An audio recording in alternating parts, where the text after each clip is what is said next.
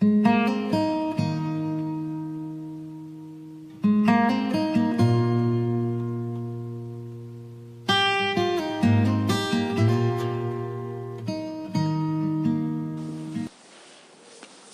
noite. O título da nossa mensagem: Colocando a culpa no medo. Colocando a culpa no medo. A chegada repentina do coronavírus pegou quase toda a população mundial de surpresa. E assim como um susto, porque pegou todo mundo de surpresa, as reações que se seguiram para o combate ao alastramento foram de puro reflexo e instinto, muitas delas sem cálculos lógicos ou métodos científicos. Quando você fica assustado por alguma coisa, você simplesmente reage que nem um animal, por instinto, e às vezes não pensa logicamente. E quando a população ela se sentiu assustada, ela simplesmente reagiu. E muitas dessas reações não foram medidas, não foram nem sequer pensadas. Pessoas que não fazem parte de nenhuma instituição pública começaram a determinar ordens via internet. E pessoas que, devido ao susto, não sabiam o que fazer, seguiram essas ordens. A ordem mais normal que a gente tem hoje é: fique em casa. Nenhum governo determinou essa norma. Nenhum governo, não partiu de nenhum governo, de nenhum país.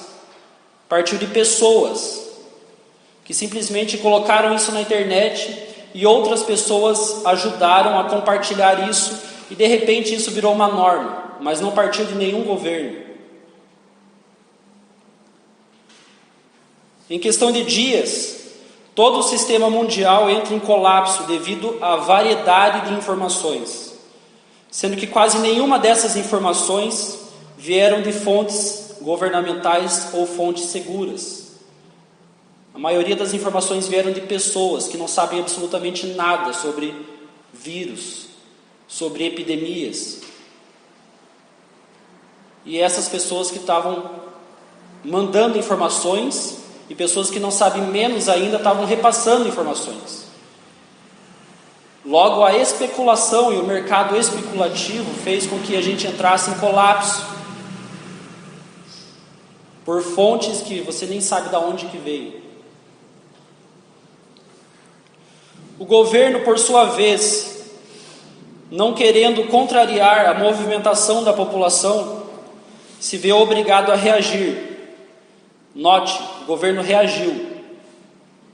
Ele não deu ordens, ele não tomou as rédeas, ele simplesmente reagiu, porque as pessoas já estavam agindo antes disso.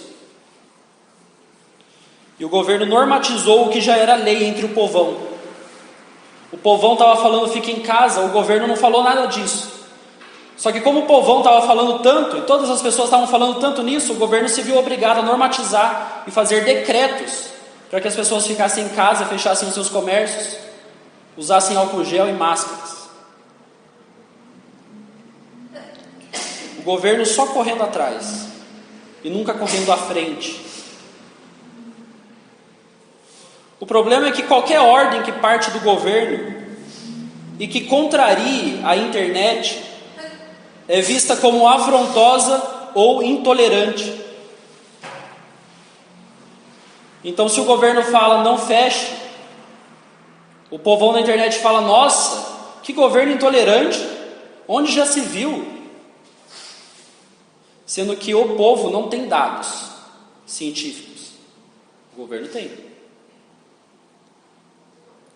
E aí os valentões da pátria, os corajosos da pátria, eles vociferam palavras de raiva, deitados em suas camas, com o celular na mão ou o notebook no colo.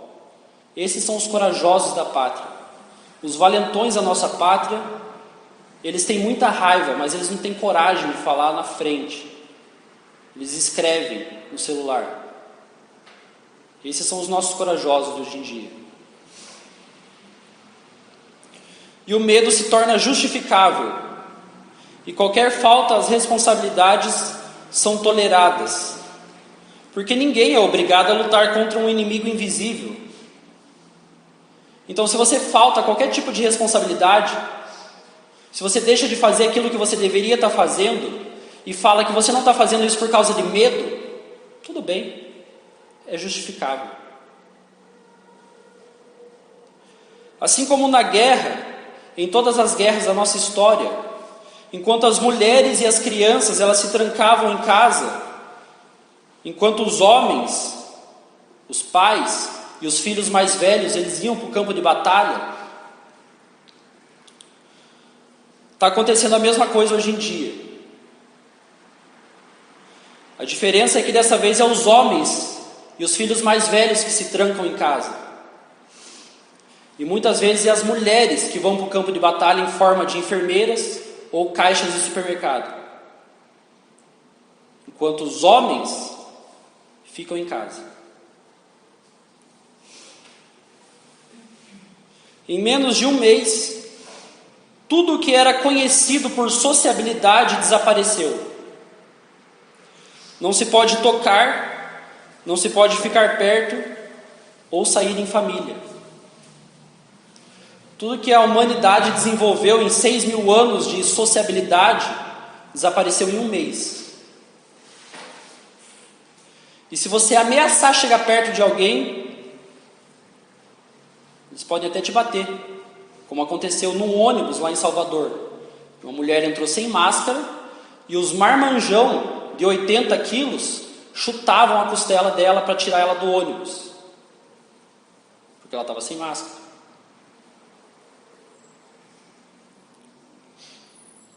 As tendências criadas para a proteção se tornarão padrão, porque é isso que uma tendência faz. Quando uma tendência chega, ela não chega e simplesmente desaparece. Quando uma tendência chega, ela chega e geralmente ela chega para ficar. Porque uma tendência é resultado da vontade de muitas pessoas que pensam igual. E o mundo que já é extremamente digital, um mundo que já é extremamente individualista, alcançará o ápice do distanciamento.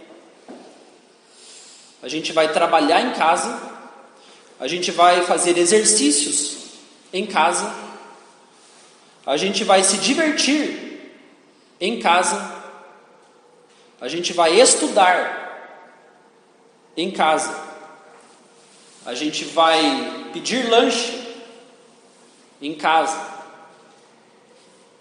Não vai ser só durante a quarentena, vai ser daqui para frente. Tendência, via de regra, chega para ficar, pois são resultados de uma soma de vontades e interesses. A gente já há muitos anos tem estudado em casa, porque dezenas ou até centenas de cursos superiores são fornecidos através da internet. A gente já está com essa tendência de ficar em casa, em vez de ir para a pizzaria, a gente pede a pizza. A gente já tem uma tendência enorme de criar homework, ou seja, trabalhar de casa. A gente já tem uma tendência enorme, principalmente as crianças, de se divertirem em casa. Porque as crianças não andam mais de bicicleta. Elas não jogam bola na rua, elas jogam videogame sozinhas. E os jogos de videogame, eles são feitos para você jogar de um. A maioria dos jogos de videogames vendidos são jogos para se jogar de um. E o videogame hoje ele é vendido com um controle. Se você quiser um outro controle, você tem que comprar a parte. Então a gente não está mais falando de tendência. A gente está falando de padrão. Vai ser assim daqui para frente. Então, essa tendência que já vem de alguns anos de ignorar e afastar os idosos da vida pública, terá um grande impulso. Porque nos últimos anos, nas últimas décadas, os idosos eles estão sendo jogados. É muito difícil, depois de 50 anos, conseguir um emprego. A partir dos 60, você já é afastado compulsoriamente do governo, em alguns casos. Nem que você queira trabalhar, o governo fala: não, você já fez 60, vai para casa.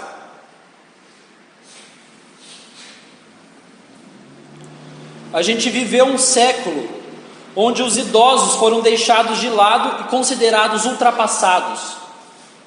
Os valores deles, as falas deles, as atitudes deles, no último século foram ignoradas, foram motivos de chacota.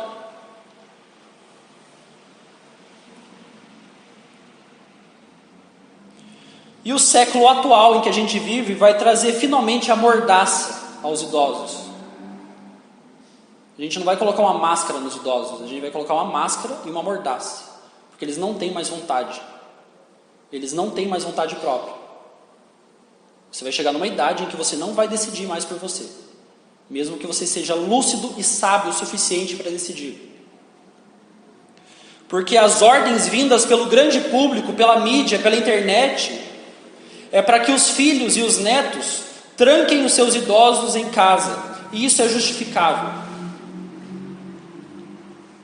Mesmo que seja contra a vontade dos velhos, a ordem é: segurem, prendam, se for necessário amarrem os idosos em casa para que eles não saiam na calçada. O conceito que fica sobre isso é de que os idosos é uma parcela da população completamente descartável, que não serve para nada. Muito pelo contrário, eles só atrapalham. Eles só dão trabalho porque eles querem sair na calçada e não pode. Não, é justificável por causa do que o vírus pode matar. É uma tendência que vai virar padrão. E a tendência é as criancinhas de hoje que têm 2, 3, 4, 5 anos é crescerem, mandando nos seus avós. Ih, vó, você não tem voz ativa aqui, fica em casa. Eu é que sei.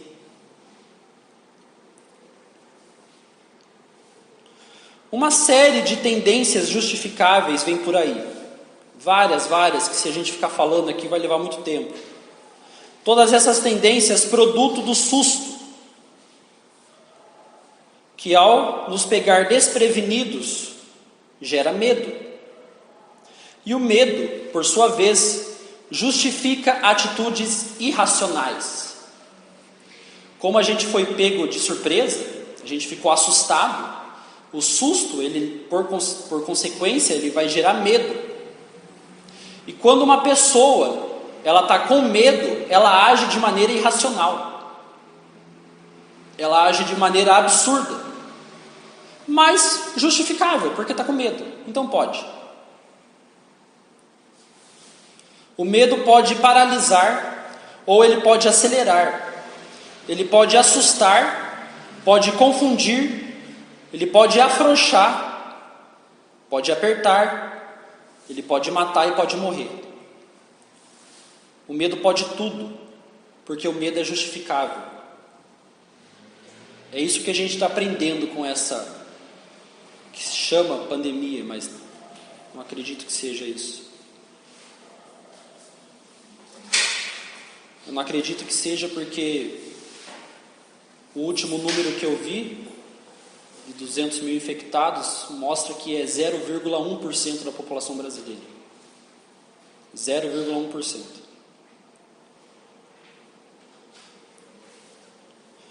Vivemos dias de medo.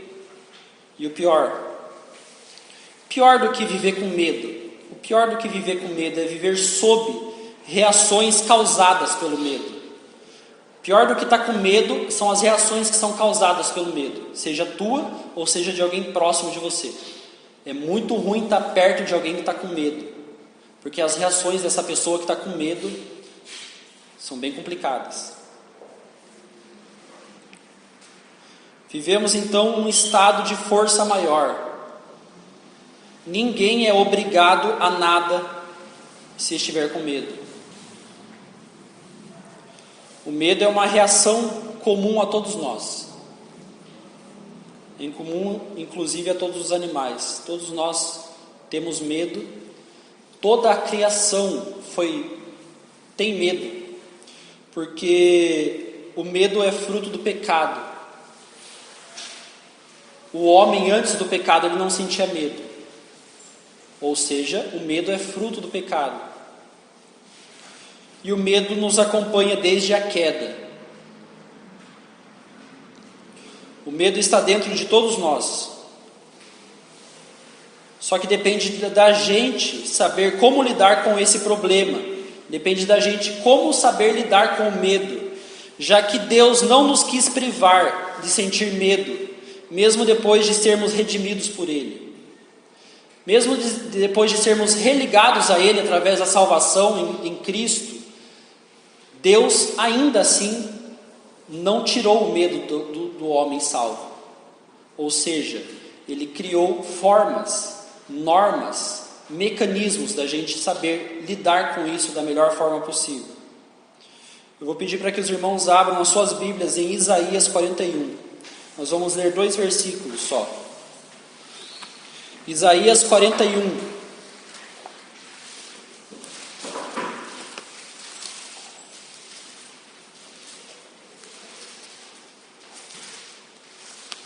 Versículos 10 e depois do 10 o versículo 13. Isaías 41, 10 e depois o 13.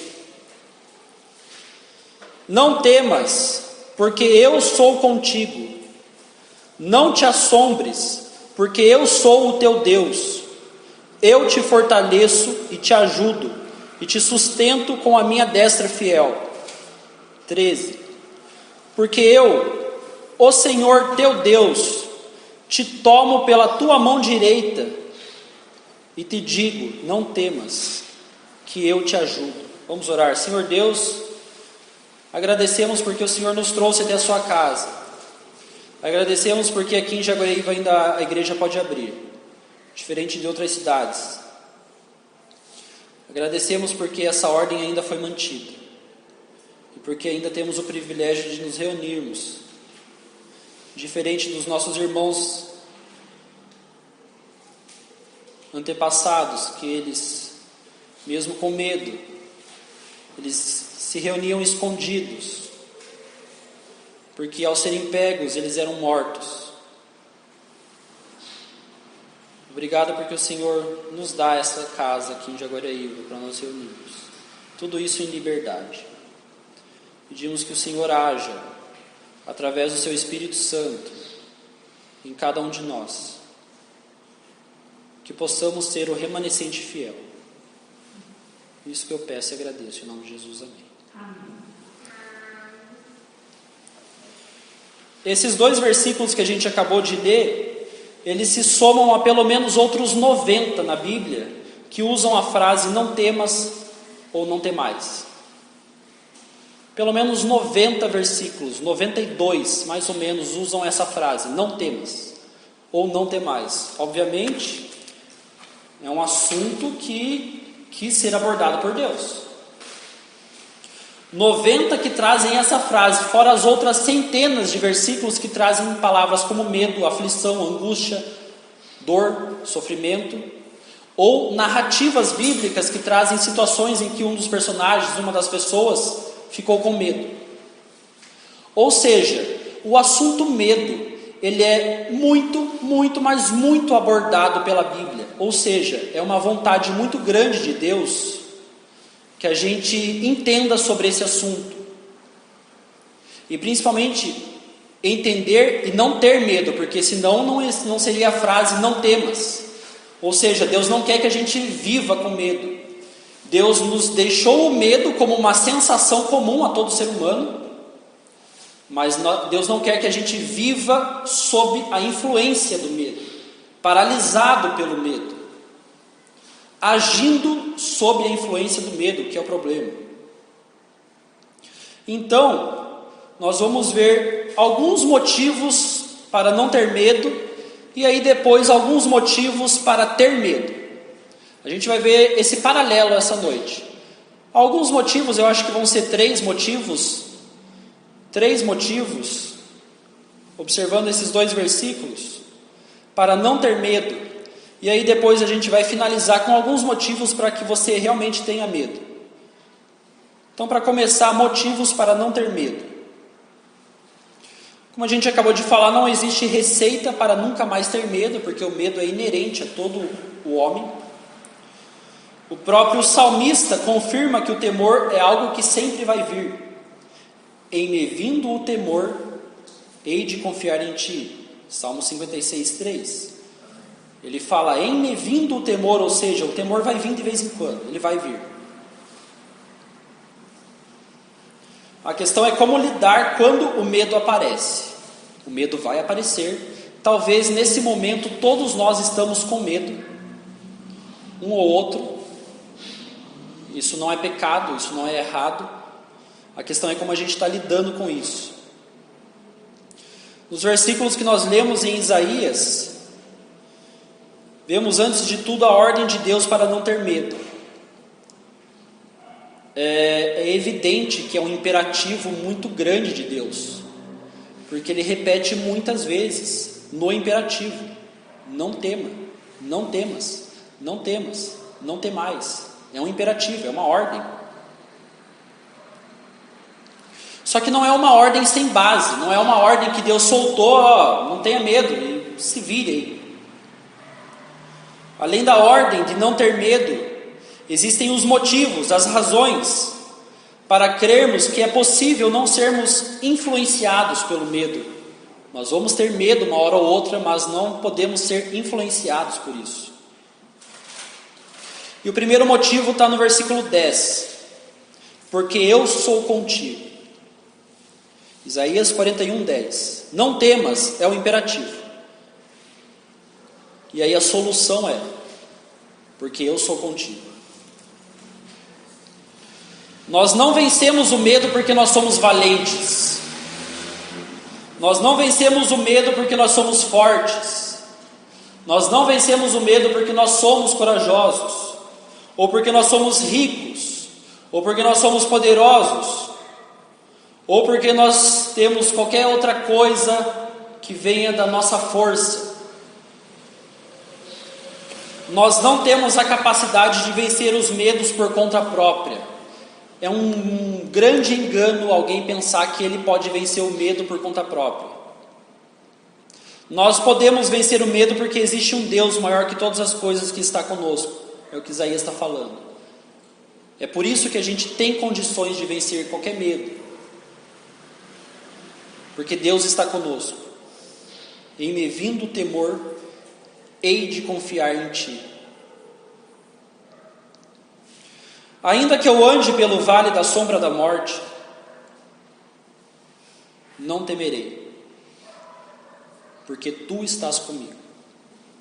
Não é porque Davi era rei, não é porque Davi ganhava de leão, batia em urso, não é porque Davi tocava harpa, não é porque Davi soltava pedra na cabeça de gigante, é porque Deus estava com ele. E olha que Davi ganhou bastante guerra. O segundo motivo está no versículo 10 ainda, e é quando ele fala: não te assombres, porque eu sou o teu Deus. Uma outra expressão sinônima a medo é assombro. E quando ele usa essa palavra não te assombres, é porque houve um medo repentino. Houve um susto, uma coisa que apareceu do nada e deixou o cara branco.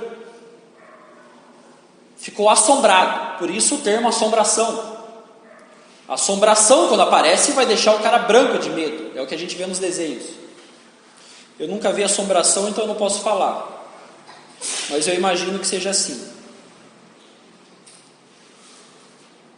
E quando a gente é pego de surpresa por um medo muito maior, por uma circunstância muito maior do que a gente espera, a gente perde a coragem e a gente se vê desprotegido, a gente se vê impotente. Não posso fazer absolutamente nada. Posso talvez tentar correr. A resposta de Deus para essas situações de assombro, de susto repentino, é simplesmente: eu sou teu Deus. Ele não é o Deus de todas as pessoas. Porque ele não está falando isso para todas as pessoas. Ele está falando isso para os filhos dele. Ele diz para aqueles que temem ao Senhor e andam nos seus caminhos. Ele diz: eu sou o teu Deus, porque essa pessoa que está ouvindo isso realmente acredita que ele tem um Deus. Se essa pessoa não acredita em Deus, não acredita na força de Deus, ou mais ou menos acredita em Deus, mas não anda conforme os seus caminhos, as suas vontades, esse texto não é para essa pessoa.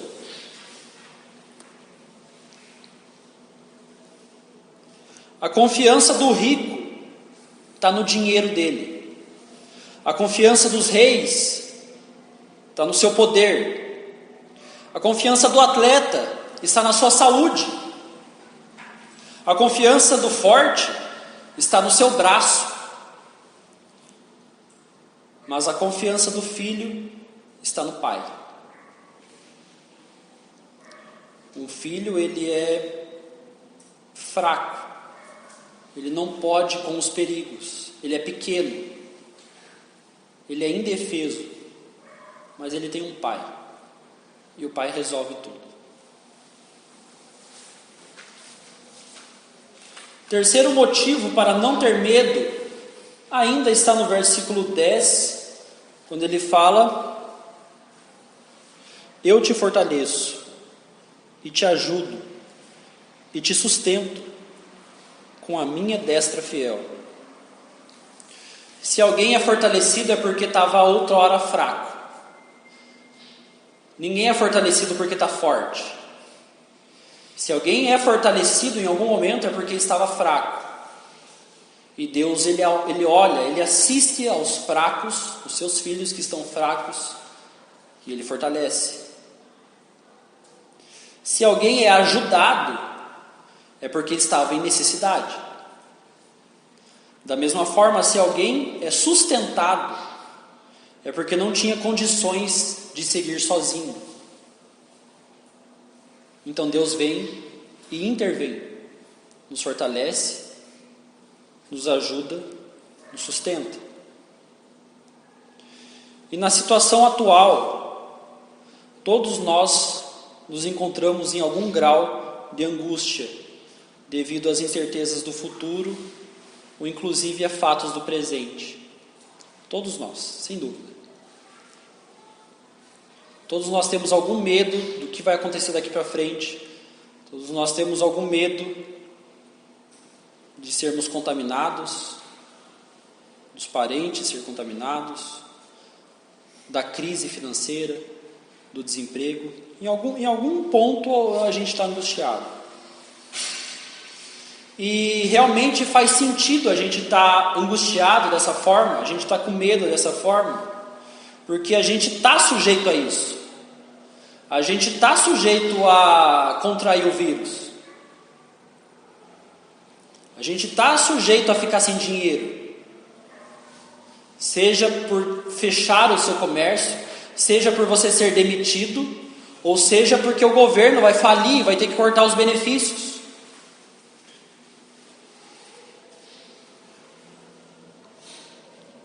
Tudo isso mostra a nossa fragilidade, o quanto a gente é pequeno. O quanto uma coisinha que não dá nem para enxergar pode afetar completamente a gente. Só que o versículo fala uma coisa, ele fala da destra de Deus. E a destra de Deus é fiel. O comando de Deus é atendido até pelas forças malignas. Quando Deus quer agir, não há quem o impeça. E a destra de Deus, ela é grandemente, ela é extremamente poderosa. E esse poder, a melhor parte é que ele fala que a destra é fiel. Então você tem todo o poder de Deus e a fidelidade de Deus. Então Deus, além de saber o que está acontecendo, Ele pode agir. E além de agir, Ele fala que Ele não vai deixar de agir, porque Ele é fiel. Ele está no controle. Quando a gente vai para o versículo 13, de Isaías 41, a gente vê um bom resumo para a gente não ter medo das coisas. Versículo 13 fala assim: porque eu, o Senhor teu Deus, te tomo pela tua mão direita e te digo, não temas, que eu te ajudo. Enquanto no versículo 10 a gente viu sobre a destra do Senhor, e a destra ela remete essa noção, essa sensação de força do braço direito. É a mão direita que segura o cetro, é a mão direita que segura a espada, é a mão direita que segura a arma. A mão direita é a mão forte, é o braço forte. E essa é a nossa segurança, porque o braço forte, o braço direito de Deus, a destra de Deus, ela é fiel e ela vai nos ajudar. Só que quando a gente chega no versículo 13, a gente vê que a nossa mão direita é vacilante. A nossa mão direita, que é a nossa mão boa, de segurar a arma, de segurar a espada, de fazer força, de erguer as coisas, abrir garrafa, ela simplesmente tem força para segurar na mão de Deus. Eu acho que nem força tem. Versículo 13: porque eu, Senhor teu Deus, te tomo pela tua mão direita. Então a força que você pode achar que você tenha na tua mão direita, no teu braço direito, não é nada. É só a força para você dar uma levantadinha para que Deus te tome pela mão. E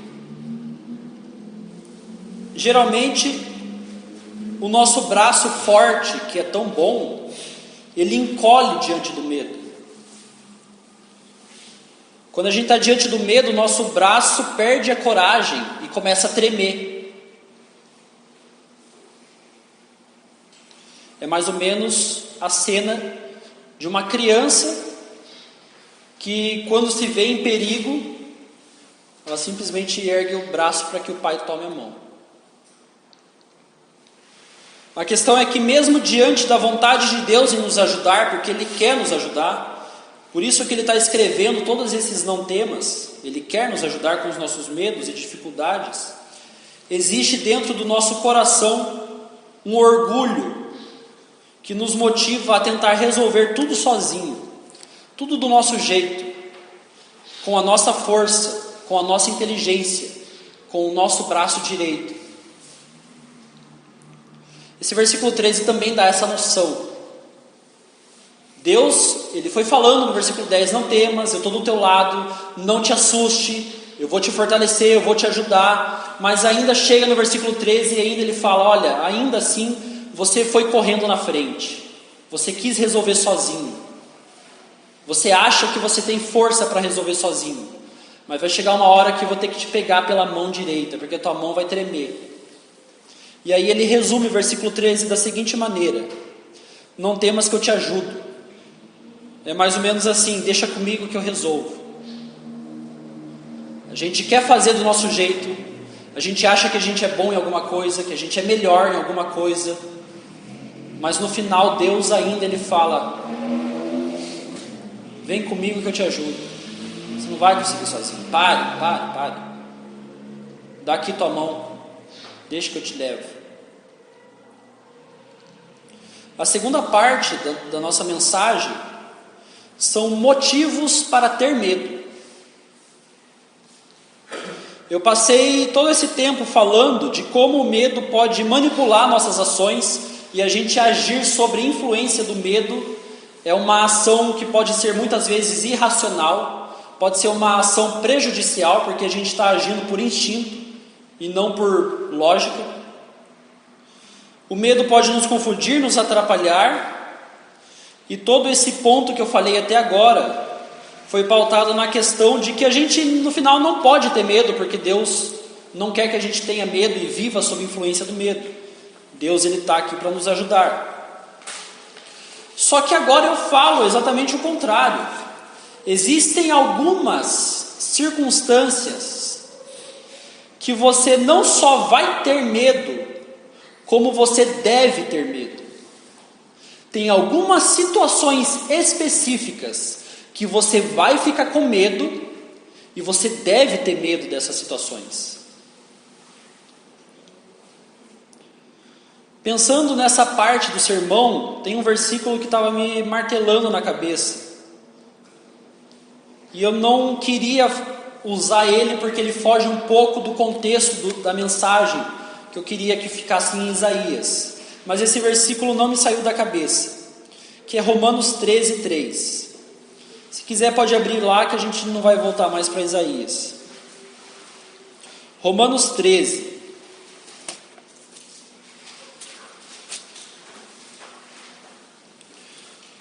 Romanos 13, 3 e seguintes.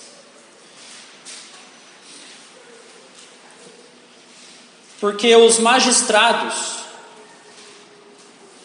não são para temor quando se faz o bem, e sim quando se faz o mal. Queres tu não temer a autoridade? Faze o bem e terás louvor dela, visto que a autoridade é ministro de Deus para o teu próprio bem. Entretanto, se fizeres o mal, teme, porque não é sem motivo que ela traz a espada, pois é ministro de Deus, vingador, para castigar o que pratica o mal. Esse versículo ele traz a noção simples e básica de que se alguém tem medo da polícia é porque está fazendo coisa errada. Ninguém que é sujeito de bem, cidadão correto, tem medo de polícia. Quem tem medo de polícia é maloqueiro, é bandido, é safado. Esse versículo ele é mais ou menos isso. Porque os juízes, o Ministério Público, a polícia, as autoridades de uma forma geral, elas não são criadas para o nosso medo. Elas são criadas para o nosso medo se a gente estiver fazendo coisa errada. Daí você tem que ter medo da polícia, porque uma hora ela vai te pegar. Se você está fazendo a coisa errada, é melhor se preparar, porque a justiça trará a sua espada. É o que o versículo fala. As autoridades, a justiça humana, ela é um instrumento de Deus para se fazer justiça na terra, através da espada, através da vingança.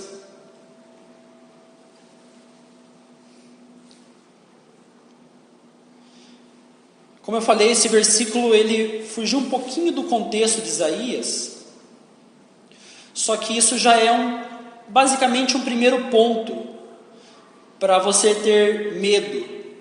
É o seguinte: você deve ter medo se você está fazendo coisa errada.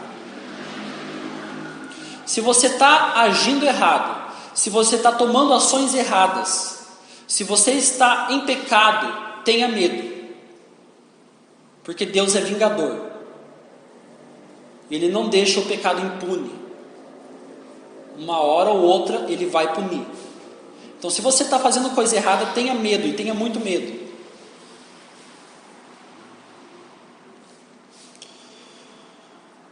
Só que dá para ir ainda mais fundo nessa questão.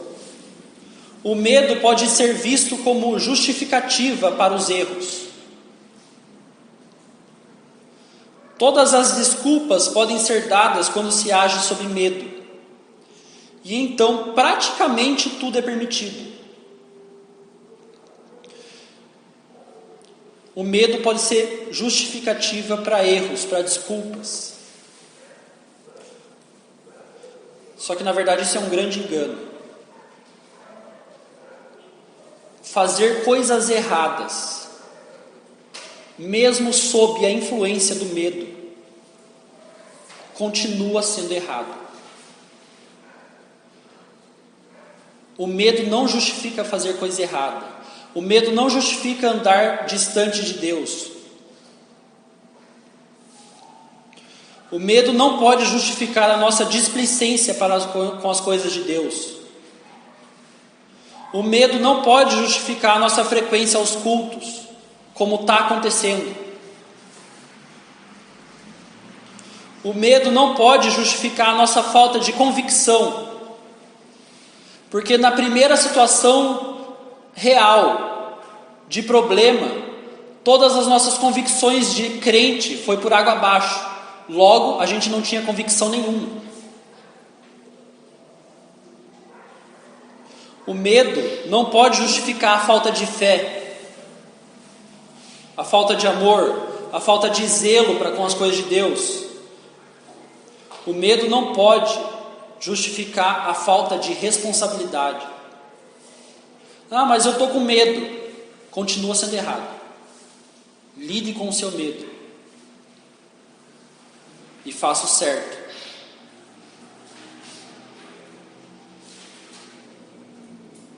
Como vimos em Isaías, o medo não é justificável para os que são filhos de Deus, porque lá ele fala com seus filhos. Então quem não é filho de Deus até pode dar essa desculpa, que aí tanto faz mesmo. E em relação a isso que eu falei, de ser ou não ser filho de Deus, é o principal motivo de todos para se ter medo. Então, se você quer um motivo bem bom para ter medo, preste atenção no que eu vou falar. Esse medo que eu vou falar, ele é motivo para te manter 24 horas por dia com medo. Ele é motivo para te deixar com medo todos os dias da sua vida. Esse motivo para se ter medo não pode te deixar ter um segundo sequer de paz. Na verdade, quem se enquadra nesse motivo está proibido de ter paz. Nem que ele queira, nem que ele se esforce, ele não vai conseguir ter paz. E a gente vai continuar em Romanos, mas vai para o capítulo 5. Romanos 5, 1 até o 4. Justificados, pois, mediante a fé, temos paz com Deus, por meio de nosso Senhor Jesus Cristo, por intermédio de quem obtivemos igualmente acesso, pela fé, a esta graça na qual estamos firmes, e gloriamo-nos na esperança da glória de Deus. E não somente isso, mas também nos gloriamos nas próprias tribulações, sabendo que a tribulação produz perseverança, e a perseverança, experiência, e a experiência, esperança. Esse texto nos mostra que a única forma de termos paz com Deus, e é uma paz definitiva, é uma paz eterna, se a gente fizer as pazes com Ele. Só que a forma de fazer as pazes com Deus é um pouquinho complicada, porque tem um pecado que separa a gente dele. Então o homem pode buscar de todas as formas, de todas as filosofias, de todas os tratamentos psiquiátricos, de todas as yogas, de todas os provérbios orientais. Pode morar no mato sozinho, ou na praia, ou na cidade, não importa. O pecado do homem não deixa ele fazer as pazes com Deus. E ele vai buscar a vida inteira dele ter paz, e vai chegar no último dia de vida, vai olhar para trás e vai ver que não conseguiu.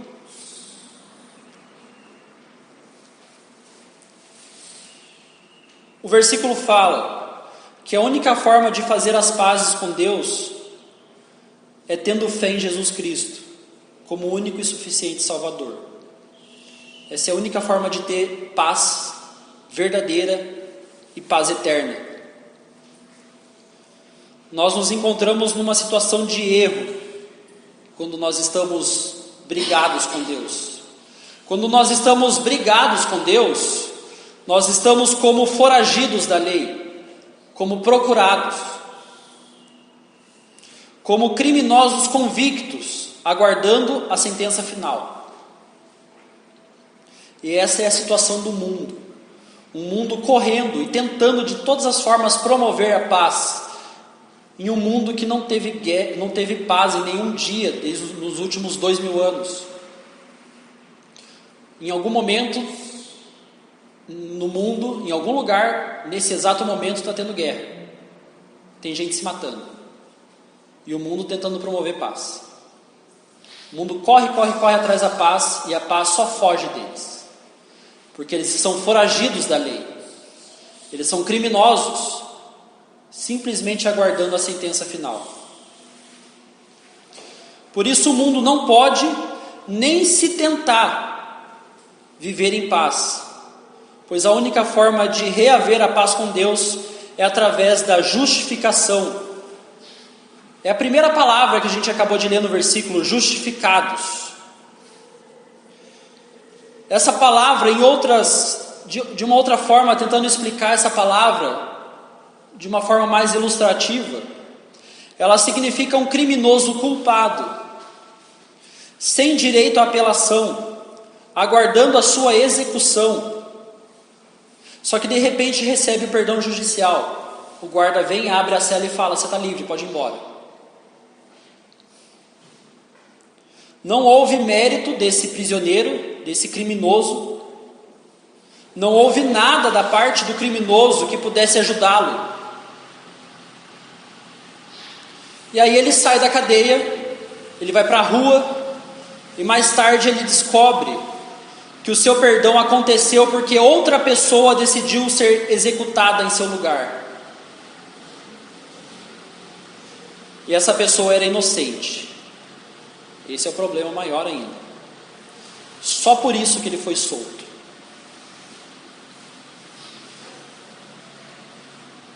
Nem precisa dizer que esse inocente que foi morto é Jesus, né? Justificados, pois, mediante a fé, temos paz com Deus por meio de nosso Senhor Jesus Cristo. E aí ele continua falando, no final do versículo 2, a esta graça na qual estamos firmes. Ou seja, essa paz é uma paz suficiente para nos fazer lidar e dar a volta por cima de qualquer medo, de qualquer circunstância perigosa, por mais perigosa que ela seja, porque é uma paz eterna. É uma paz que nos mantém firmes. Ela nos dá segurança total, a ponto até de nos gloriarmos, como continua o versículo. Ou seja, vivermos em alegria devido ao nosso futuro. A gente se gloria na esperança, porque o nosso futuro é sobremaneira excelente. É um futuro de paz, com ausência de medo, com ausência de vírus.